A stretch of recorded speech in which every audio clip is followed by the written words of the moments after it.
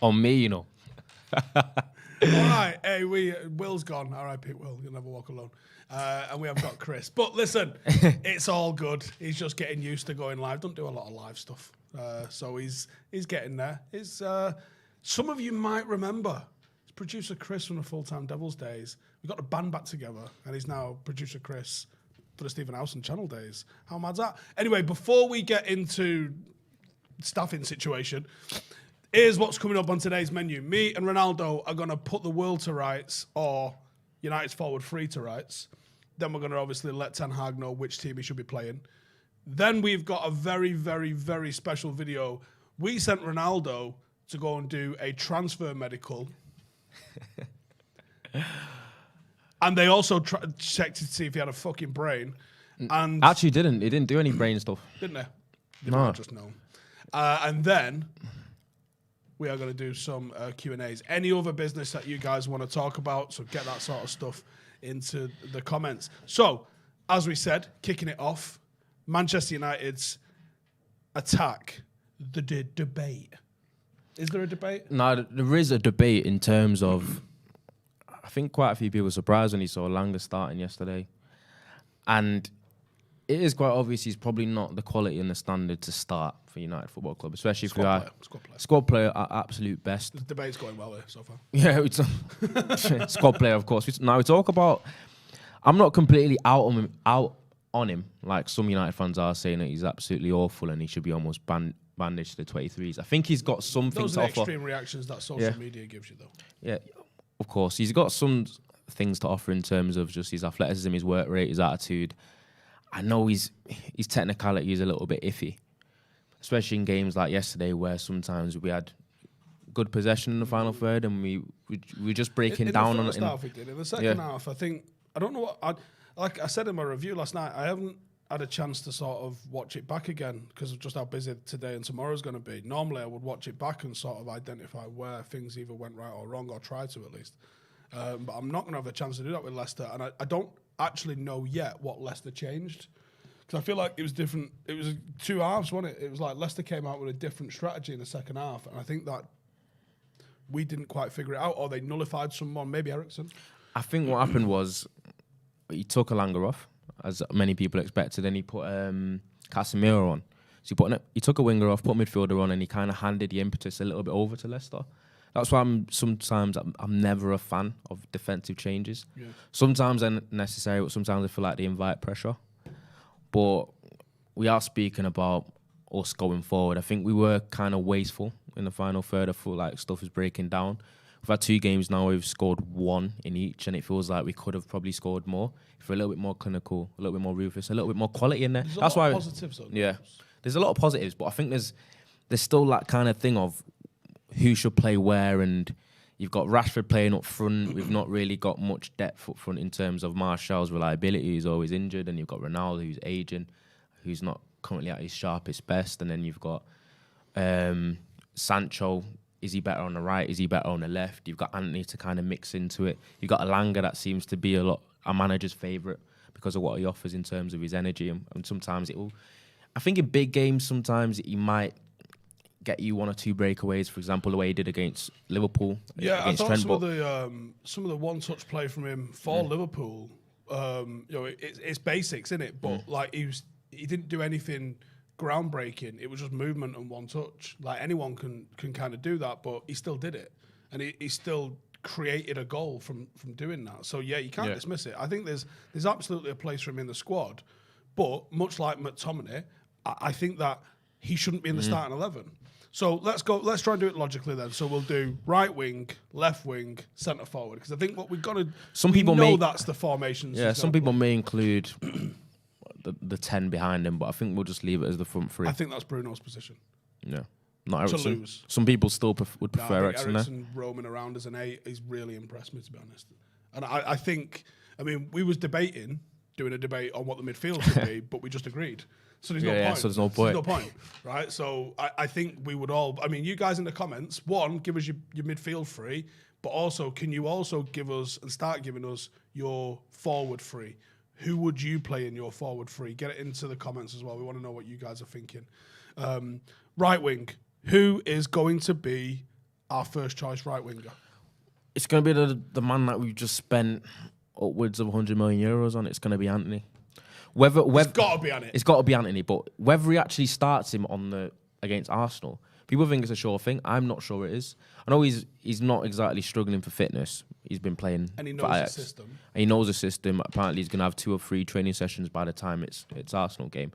Ten Hag said that he trained individually yesterday.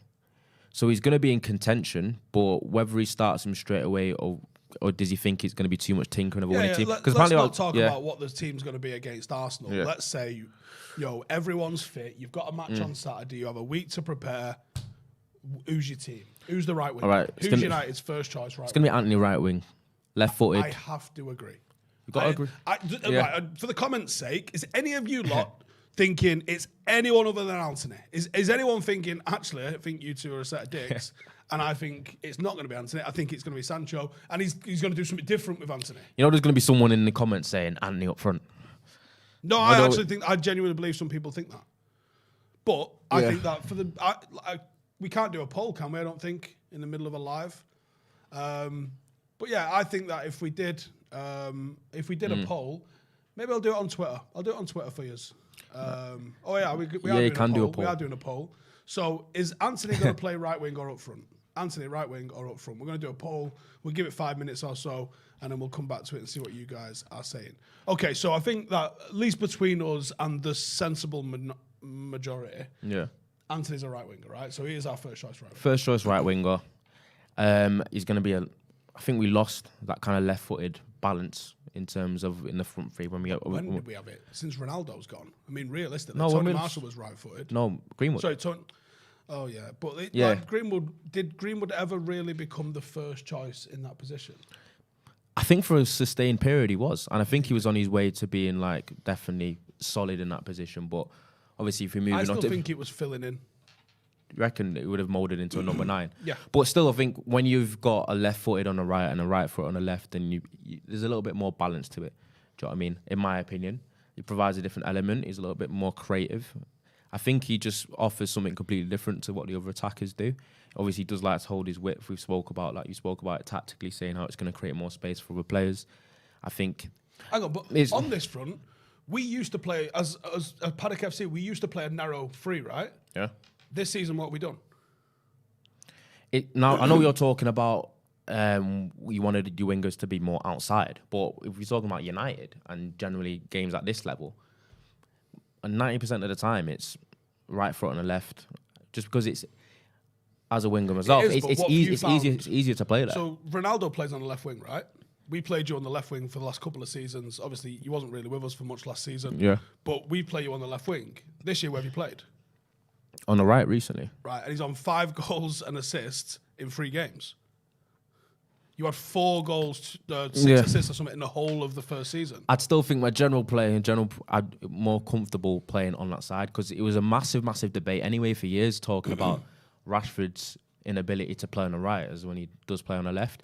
And like you've said, I remember looking at his stats on Transfer Market because it can break it down to what his stats were playing on the right and what his stats were playing on the left. More goals off the left. No, he didn't. He's per 90 in terms of goals and assists was actually better on the right. Was it? Yes. Was it assist heavy though?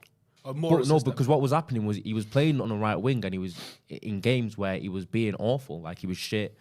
His 1v1 was terrible. He's losing the ball, but then he was getting goals and assists there. Like he might be nicking one, but his general performance wasn't great. So I can kind of sometimes feel like the same thing in terms of the balance of the team. Anyway, disagree because you got man of the match a couple of weeks ago and you didn't do that once in your first season. That was just general down to underdog psycho. But I think that what we see with the way we deploy it, with going extra wide, is it has created space. When you watch United, certainly over the last few years, without having the balance of a right and left winger out and out, what you've seen is even with Greenwood just thinks he's a number 9 that's lined up over there. Like, he's in the D. He's not holding his width. Greenwood was always coming narrow. But it's interesting because we're talking about Antony is going to hold his width because that's what he likes to do. That's a totally different vibe of it. Even though his plan is to try and get inside somehow, he does start standing right on the touchline. Yeah. And that is what United have lacked. Whether or not he's coming in or going behind, him starting on the very, very extreme of the touchline is keeping that defence spread out. When United was all left side heavy and it was like Marshall, Pogba, Shaw, everyone funneling down the right-hand side, on the left-hand side. And then on the right-hand side, you're looking at Wan-Bissaka picking his nose and Greenwood in front of him who's standing in the centre of the D. Opposition defence just has to mark half as much width and blocks United up.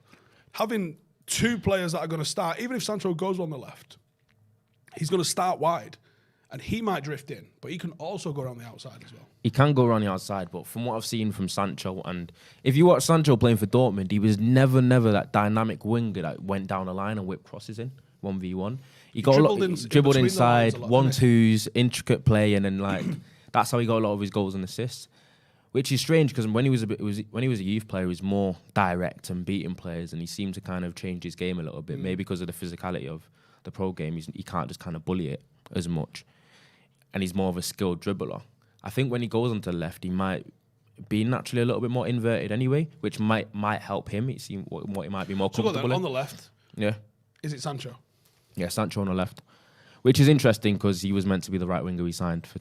We've chased him for 2 years, but he's actually on the left. I saw a comment yesterday which says we've finally in Casemiro we've finally signed a player to unlock Pogba, and it might be 100% correct. 100% agree. Do you know what I mean? That's all he needed. I can't disagree with Sancho on the left. I think he's got more in his locker than Marcus in terms of beating players. I think Marcus can be incredibly effective from that side, and we saw that in his 20-goal season under Ole. He's got goals and he's got assists and he's got. It does look like we're actually playing on the back foot a little bit or being a bit reactive, and that does suit Marcus's game. I think if he was to play on the left hand, let's say he doesn't pick Antony and he goes with Marcus on the left and Sancho on the right, I'd have no problem with that. I've got no problem with Marcus being involved in these rotations. I just think his form isn't quite there, demanding him to start right now. But there's not loads of other players' form demanding that they start right now. Even Sancho, who I think is playing well at the moment, still fading after an hour. And we don't even spoke about Garnacho yet. No, and I think Garnacho's probably going to be minutes in Europe League Cup. I don't think he's going to threaten this side of Christmas, certainly, in terms of a first-team star. But I think he could overtake Elanga by the end of the season. He's got the quality, and he's got the mentality too as well. Overtake Elanga? There's a possibility if Rashford doesn't improve, he could overtake him. Probably a long shot, but sometimes... I think in this season, overtaking Elanga should be his target. That's the man in front of you, I would say. I mean, do you guys agree? Yeah. Do you think it's Elanga that's in front of him at the moment? And I think you can only overtake one runner at a time, if you like. And if I'm Elanga, I'm saying I'm getting in front of him. I want to be the guy that if he's on the bench, I want to be on the bench instead of him. Or if he's coming off the bench, I want to be coming off the bench instead of him. I think that's the move. And then you maybe look at the next guy. Who's the next guy? Who's the second choice? It's Marcus. Okay, well, now what? I get in front of Marcus. That's how I think you have to work it. You pick off one at a time. I think Garnacho's capable of doing that. I think the sky's the limit for that kid. No, I think it is, and he's got a little bit of arrogance about him. He's got that little. That's not necessarily a bad thing, though. No, and look at the way. How I know he's got character. Look at the composure that he handled his entire country, thinking that he dissed Messi, who is a god figure in Argentina. And he's like, "Yeah, this is my idol, Cristiano Ronaldo." Do you know what? Even there's not Aguero in the comments going, "Whoa!" Exactly. When you got young players in it as well, you've got like, Aguero's #1 fan club in it. Messi fan club as well. Like that's the thing. He's gone and played with Messi, or he's at least trained with him as part of the. Like you would think, a weaker character crumbles. You're on international duty. You know what them changing rooms are going to be like. What are you saying about Ronaldo? What are you saying about the boss 100%. Man? Oh my God, it'd have ruined him. And he's just come out and still posting pictures with Ronaldo. Fucking shut your dick. He's probably got you, but one thing you're looking at when you see young players is if they play like they belong. And when I've seen Garnacho in and around the first team, he looks like he believes he belongs, and that's going to help. Look at that Vallecano game. He looked the best player on the pitch at times. He was just like, give me that ball. I'm having it. I'm absolutely having it. I think he's probably doing the same in training. And I think by the end of the season, he is going to be in the mix somewhere. Whether it's coming off the bench or whatever, he's putting pressure on someone, and I love that. That's all you can ask. Exactly. But right now, Antony, right wing. Sancho on the left. And then up front, it's Marshall FC people. This is definitely where me and Kevin Owens part ways. Because I'm having Marshall up front in my team in terms of the best attack and the best front three. I know Steve probably will disagree, but I think Marshall, because I think your case. I state my case because I think people don't realise that I feel like other players seem to play better when they're playing with Marshall. I think he's one of them players that's easier to play with. He offers a good focal point. He's like, you can kind of bounce off him. He's got a good touch. He can hold the ball up. He might frustrate you with sometimes his off the ball movement, his body language, and sometimes he has that odd game where he'll drop an absolute clanger. But when Marshall's good, he's really, really, really good, and people forget that. We might not see it enough. He's injured often. He's injured a lot. He doesn't seem to have that kind of that fire in his belly that some people. I think you'd agree with that. Yeah, look, I largely agree with everything you've just said there. And I don't want to just attack Martial to win the debate, if you know what I mean. He's played well in pre-season, right? There's no buts there. He did. Yeah. He just played well in pre-season, right? Yeah. He's played well when he's featured a little bit in the league this season. By and large, looked bright, I would say, without looking brilliant. I think bright, not brilliant. I thought he's very good second half against Liverpool. Okay, bright, not brilliant is what I'll say. On his hold-up, I think it can be brilliant. I think I've seen sometimes he makes quick decisions, he gives it and he goes and he looks great. I've seen sometimes when he passes it behind players and I hate that. He's not advancing the attack to let this guy penetrate. He's played it behind him so he can run forward and then he has to get the ball back. I hate that trait. His injury doubts, we've seen the body language thing. I think is a real one. For all the slating that Ronaldo's been getting lately, if you had to say who is more likely to hit their heights this year, is it Tony Marshall or is it Cristiano Ronaldo? I would have to side with Ronaldo. We've seen Tony Marshall stink the place out last season in a big way. He's been injured this season, which is unfortunate because I think he could have had a real good run at it and we might have even changed some of our results if he'd been available. I think he would be a good deputy, but I've got to go with Ronaldo. Ronaldo at the moment, missed pre-season. Have you got the quotes for what Ten Hag said about him? Yeah, I did send you some quotes. Let's have a look at them quotes. Are they on Slack? Yeah, they are on Slack. Let me But just pull these out. before I disagree massively, because I don't know, man. I just think there's a little bit more fluidity up front and there's better connectivity when Martial's playing. And I think he gets the better out of the likes of Sancho and Ronaldo. I think they prefer playing with him. But you're basing this on what we saw in pre-season, which is fine. And when he came on against Liverpool second half. Which is fine. Because that's the evidence that's in front of us. That's what we've seen. Under Ten Hag, we've seen this from Tony Marshall. And I think that's a fine... I'm not going to say you're completely wrong. I'm just going to say what we haven't yet seen is the amount of minutes Tony Marshall's played from Ronaldo. We haven't seen that. And we've never seen, I don't think since he was 18, we've never seen Cristiano Ronaldo challenged like this. And I don't think you get to be Cristiano Ronaldo without having at least one jab back. I think now he's not gone. I think he goes fully focused.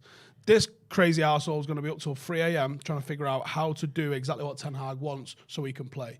Do you think he's going to be happy sitting on a bench watching United play Europa League? Absolutely not. He's going to go through one of the most psychopathic training regimes now to get back in the starting 11. And when you ask me what height can these players reach, I'm not saying this is I'm not saying this is the team for Sunday.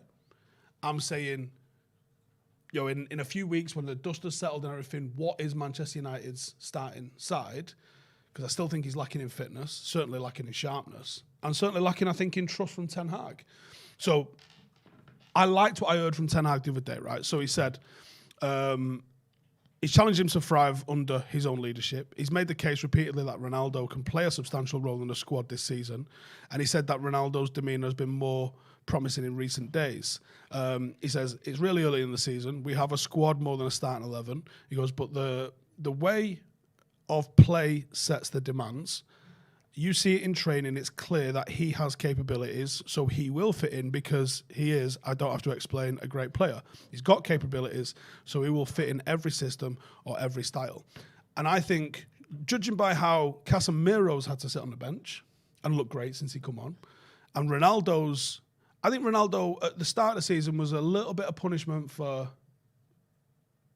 the way he acted a little bit. And Ronaldo can come out and say, I didn't try to leave. You fucking did.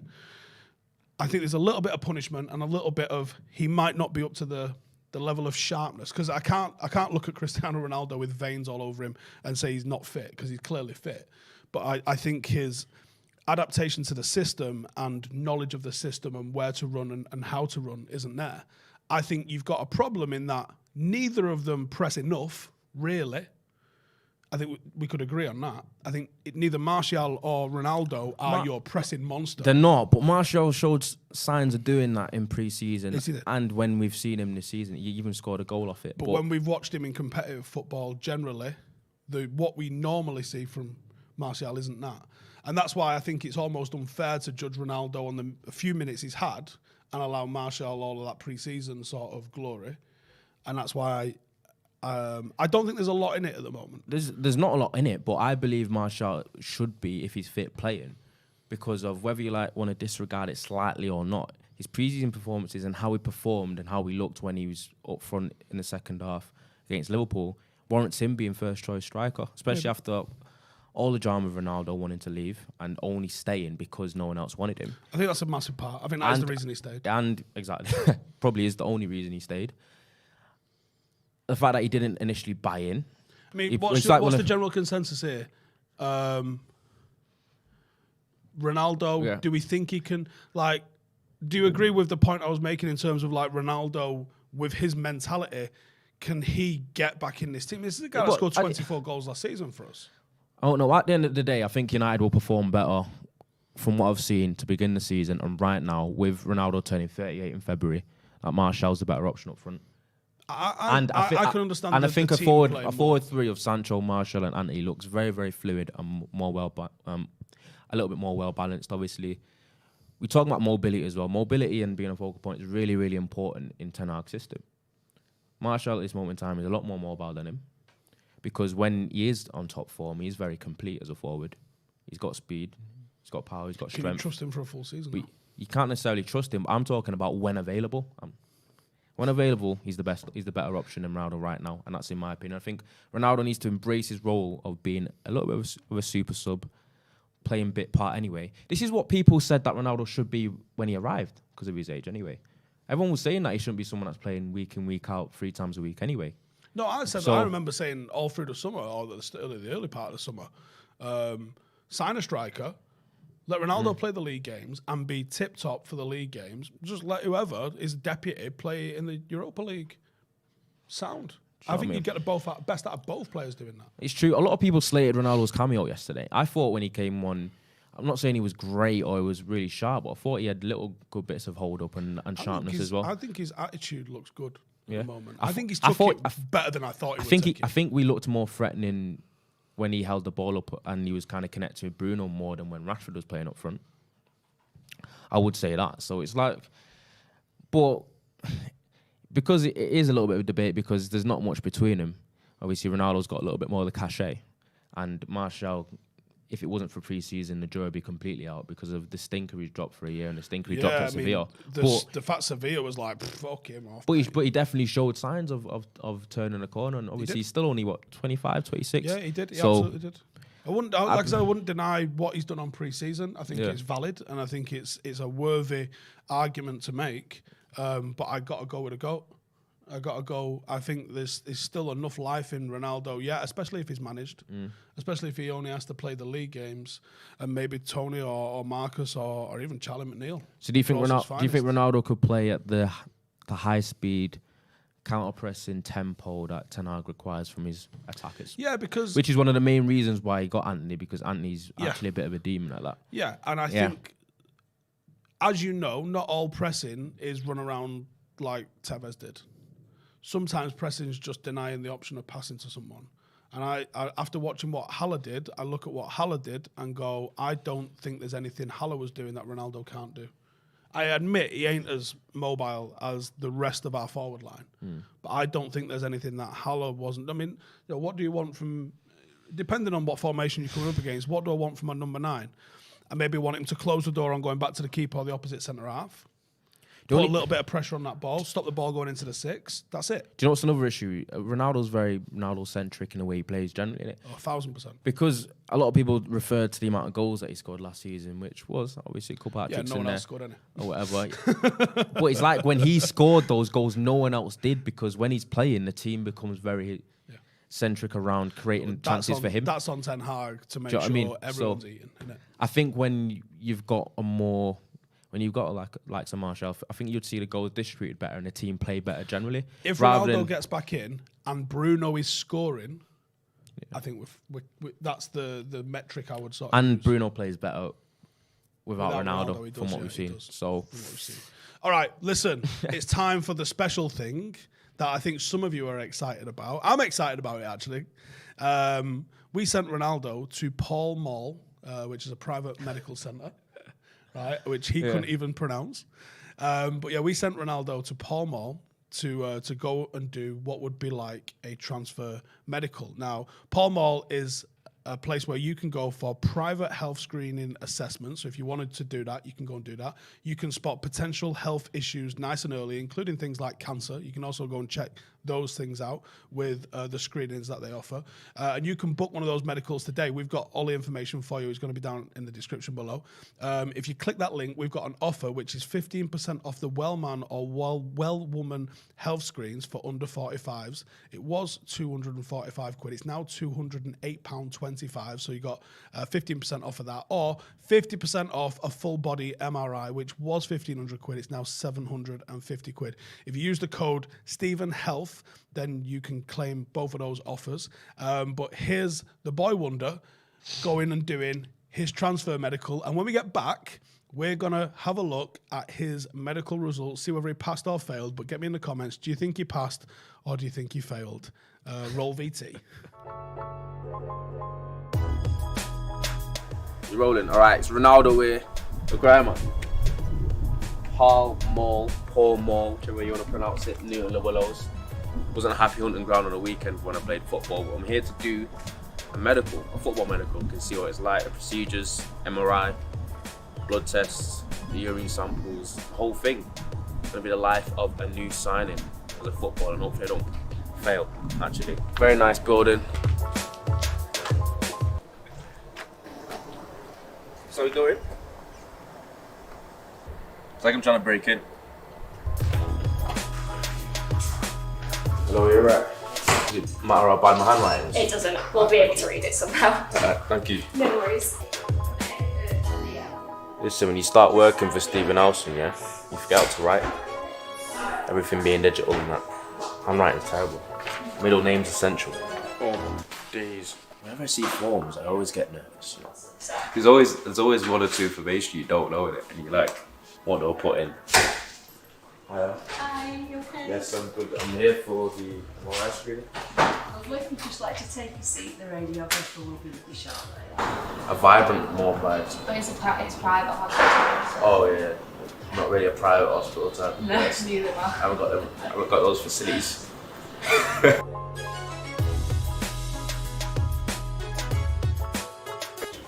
I found out whether my knees are 50 years old. It's the scariest room I've ever been in. I've just done an MRI. Obviously, you're gonna have to hear about my MRI situation right here, right now, in the car, because we couldn't take any electrical equipment at all into the MRI, which you should have known beforehand. But it was literally 45 minutes of me sat there with Brent Fires in my ears, because they let you play anything you want on the Spotify for your headphones. And he just had me knee strapped, scanning my knees, 20 minutes on each, a lot of noise, very, very noisy. But it was proper interesting. I asked her a few questions about different things. She said that I had to do longer on my right knee than my left knee because my right knee had more movement. Don't know what that means. I'll find out when I get the test results. But hopefully it all turns out pretty well. I know that Josh was a bit upset behind the lens that he couldn't come in the MRI, but they can't make medical adjustments for you. I'm sorry. Yeah. Hello. Have a seat. I'm Diane. So we're going to do this health questionnaire. And then we'll do a heart tracing, take some bloods, and we're going to need a urine sample off you as well. Okay. Is that alright? Can you take some water down, you know? Yeah, we've not had a drink for a while. Well, let's do that. We'll do the questionnaire first, and then we'll. I think I'm fine, but I guess I'll find out. You don't feel yourself full of junk food, hopefully. Nah. And obviously, you regular exercise, don't you? Because you're a footballer, aren't you? So you're training a lot, aren't you? Yeah. And gym. Do you know what? I've never touched wood. I've never broken a foot. Have you not? No. Never had a ligament damage? I've had ligament damage. I've had ankle sprains. Ankle sprains. Does a dislocated little finger count? Is that irrelevant? Absolutely. I've got a dodgy little finger. Dodgy little finger. I was going to say, what athletes most commonly do medicals? We do a lot of boxers. 176. So that's 5'9" a bit. You are. So could I tell people I'm 5'10"? Would that be lying? Yeah, that would be roundabout. Yeah. Breathe in, makes it lighter. 70.2 kilograms. Fabulous. Great. Anyway. A bit light because I'm not having breakfast. So usually about 71. Have you not eaten anything today? No, barely anything. So we're going to do your blood pressure and your pulse if you want to have a sit down. Now this will just feel really tight on your arm. Yeah. I'm intrigued why it's mostly boxers that have done medicals. I think I've not been in the practice very long. Yeah. So I've only been here since January, and they've always done the boxer medicals since I arrived. And I think we're just starting to do all the football medicals. The boxers, it's easier for the boxers because they come in and get everything done all at once in one place. Yeah. Well, football is a little bit more sporadic. The football. I think that's just taking off, like the football profiles. I think the football medicals and profiles and stuff. So we have had quite a few just recently. I'm not really a boxer. Ah, see how I like a bit of boxing. Don't like being hit. I'm not a boxer. Do you think then, Joshua Usyk? That's going to be a tough one, isn't it? I don't want Joshua, obviously. I'm not a big fan of Usyk. Has he got a pulse? Yeah, he has got a pulse, yeah. I've got a pulse. What Steve's blood pressure would be? What would your blood pressure be if you had 3 cans of Red Bull every day? How Deji's not going to be a sponsor for these, I don't know. Yeah, well, it won't be so much be your blood pressure, it would be your pulse. It affects your pulse? Yeah, because it quickens your heart rate. And that's what gives you that awake feeling. Do you think your body can rely on that? Yeah, it's not good for you, that. Really not. Wouldn't recommend that, would you? Absolutely not. No. It can give you palpitations and all kinds of weird and wonderful things. I'm going to do your ECG first, so it doesn't hurt or anything. I'm just going to stick all these all over your chest. Have you ever had one of these before? I think I've done these once before. Yeah. So it just picks up the electrical activity of your heart, and then we send it through the phone, and then they interpret it on the other end of the phone and tell us whether you've got a heart or a swinging brick. What are like the most common reasons for people failing medicals? Like an undetected abnormality, heart abnormality, the bloods, all the like blood components being all skew with, not quite as it should be. So this is just picking up all the electrical activity that your heart's producing.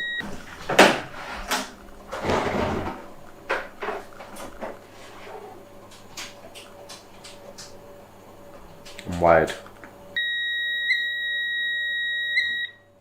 You could tell that you're like athletic. Yeah. From the readout Okay. and from the rate of your heart. Okay. Because not normally, like really fit people, the pulse is slower. Yeah. Which sports stars are usually like fittest in terms of people that do medicals? It's a bit different. Or is it? Everybody's different, aren't they? I mean, obviously, the fitter you are, then you can always tell. So, for instance, if I was doing somebody's blood pressure and pulse, and I found the pulse to be really low, and they hadn't disclosed that they were like super fit, and that would always be a question.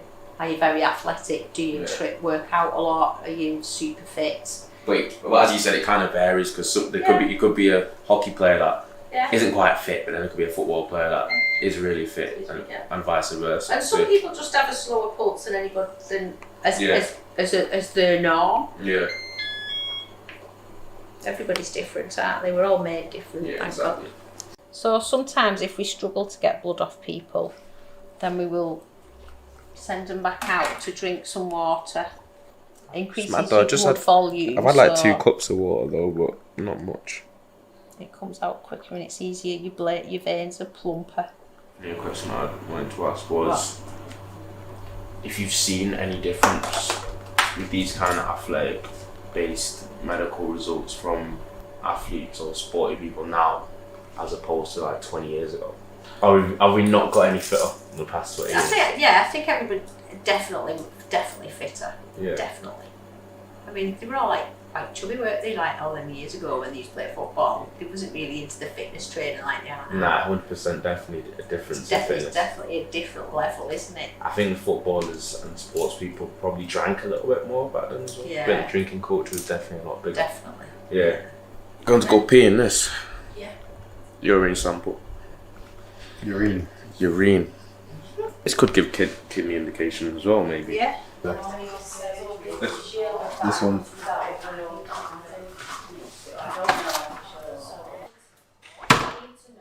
So that's what urine looks like when you haven't drank any water. That's absolutely fine. Even your pH is normal, so if he was massively dehydrated, the pH level would be right over there somewhere. But he's not. He's fine. Everybody's pH is usually between 5 and 6.6, something like that.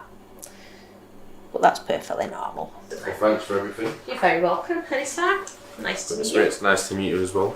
Alright, I just had an amazing experience at Pall Mall having a medical. I'd highly recommend it to anyone and everyone that wants to get any sort of checkup with MRI, blood tests, ECG, anything medically. They've got you sorted. They've got pretty much everything that you'd need in there. Nice staff, nice people, vibrant aesthetic. Can't ask for anything better. Was it fun? You know what? It was actually fun. That was only 7 minutes, but it felt like I was there for 3 hours. All right, cheers to Pall Mall for sponsoring today's video and also for putting up with Ronnie for a few hours. We do have your results of your medical. Get in the comments. Do you think he passed his transfer medical or do you think he failed his transfer medical? We're going to come to the super chats that we've got in a minute, but there's your results anyway. What have they said? I didn't get a VO2 max, did I? I didn't get to do all that, to be fair. But No, yeah, I was looking forward to seeing that one, Yeah. seeing as though you always seem to be off on bleep test night.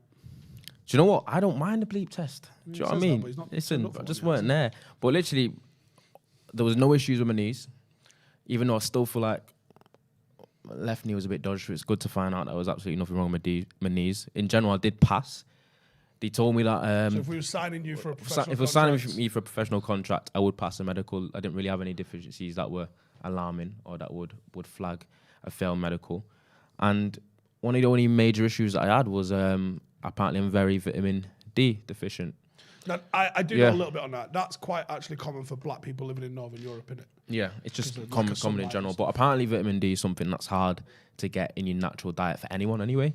Apparently doctors, they did say to me that they recommend that anyone takes vitamin D supplements throughout autumn and winter. Do you know what I mean? I'm pretty fucking tanned up at the moment, but so I've been getting some natural vitamin D, but I have been supplementing vitamin D anyway. Now, it's called vitamin D, but you know it's actually more of a hormone than it is a vitamin. I think it's been almost miscategorized as a vitamin. It's more of a hormone. The impact that it has, like you know, Ronaldo has like tanning beds and stuff like that installed, not just to have a year-round Clayton Blackmore tan going on, but also because there's like serious health benefits. It's too young for the Clayton Blackmore reference. But yeah, Hey, if anyone knows in the comments, let me know. Huh? Boxers do it in the build-up to their fight. Hit the beds hard. It's not just to look good on the Yeah, because stage. obviously the lack of the vitamin D, they asked me if I was tired, if I was fatigued, if I was laboured a lot of the time. I was like, you know what, sometimes I am. Do you know what I mean?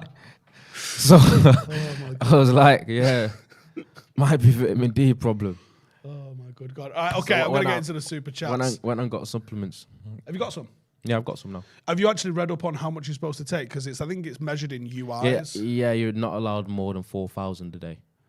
Not sure on about your UI, which is units or some Yeah, sense. I remember reading it, and it's like actually you need to take like 3 or 4 of the tablets a day to actually get a decent. No, it might not be 4,000. Yeah. 4,000 might be minimum recommended daily allowance, which is actually. Do you know where the RDA comes from? Your recommended daily allowance. It's how much 50% of the population need to not die. So it's like you can have way more than you should be having way more than your recommended daily allowance.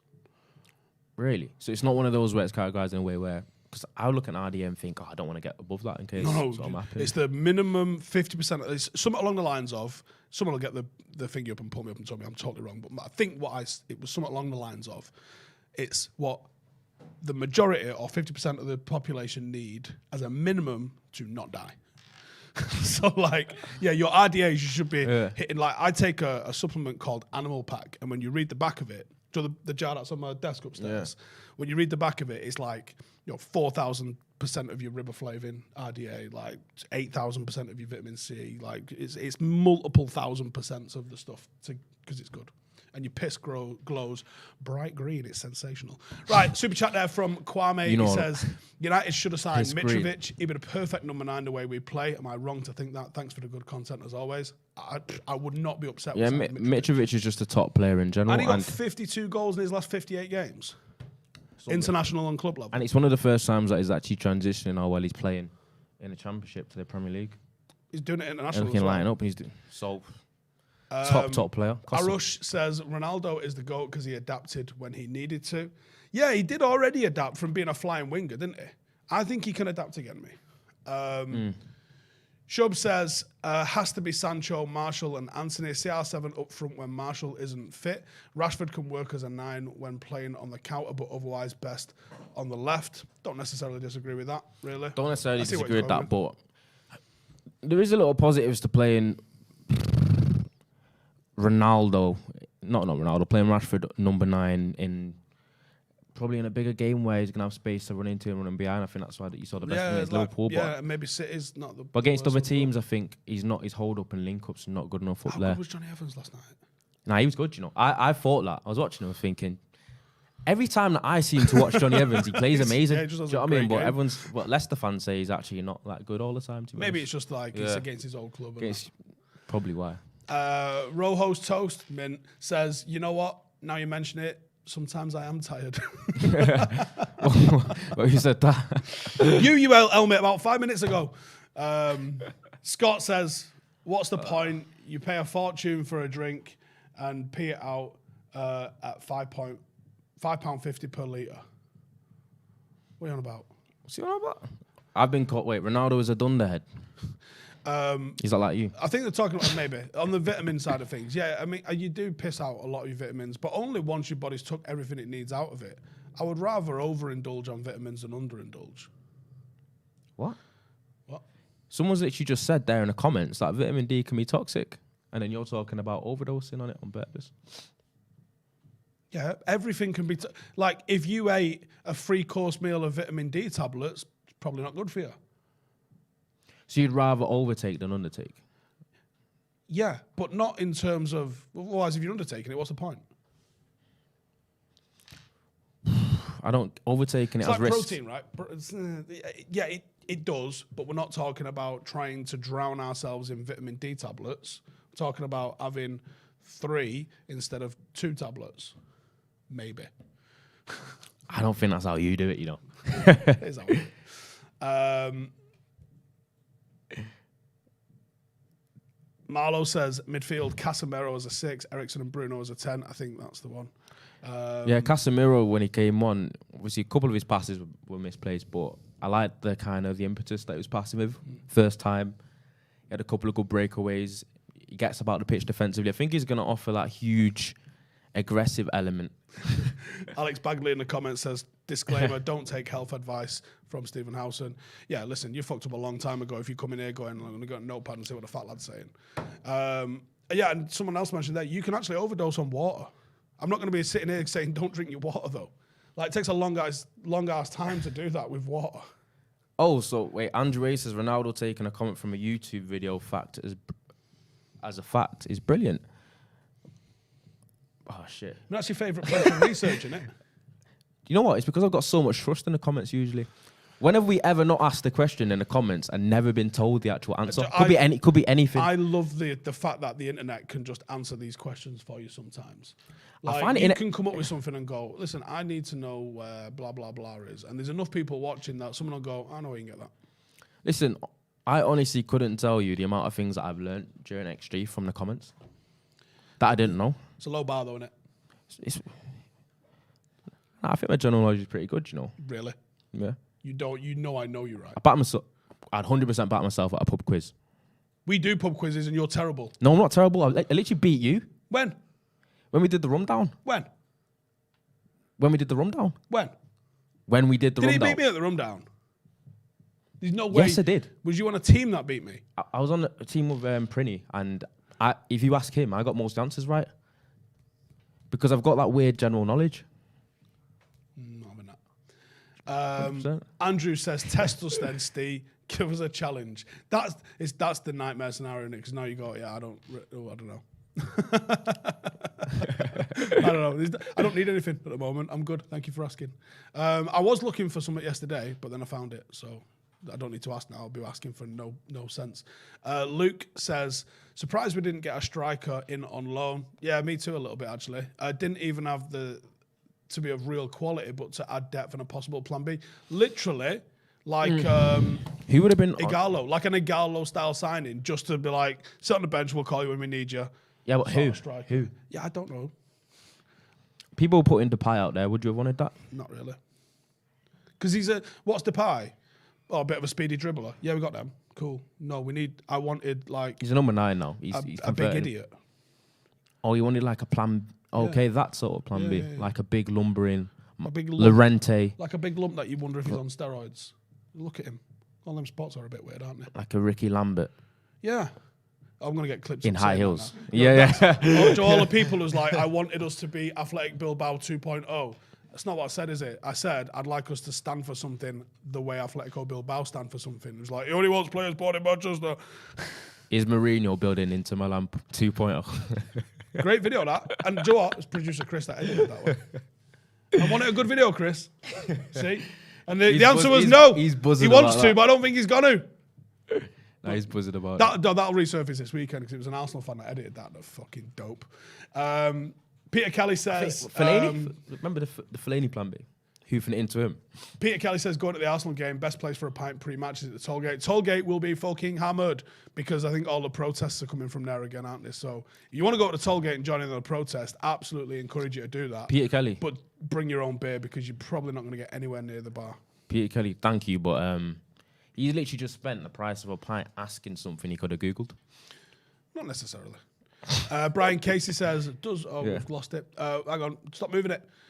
Does Ronnie know it's impossible to lick your own elbows? Oh my God. That's not impossible, though. Oh, no. That isn't impossible. Do it.